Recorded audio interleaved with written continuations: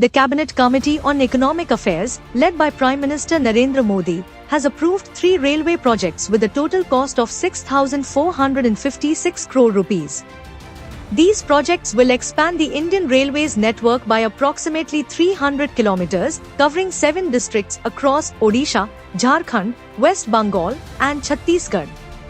They are designed to enhance the transport of key goods such as coal, iron ore, and cement, increasing freight capacity by 45 million tons per annum. The initiative includes building 14 new stations, connecting 1,300 villages and serving 1.1 million people. It aims to boost logistical efficiency, support climate goals, and reduce all imports and CO2 emissions.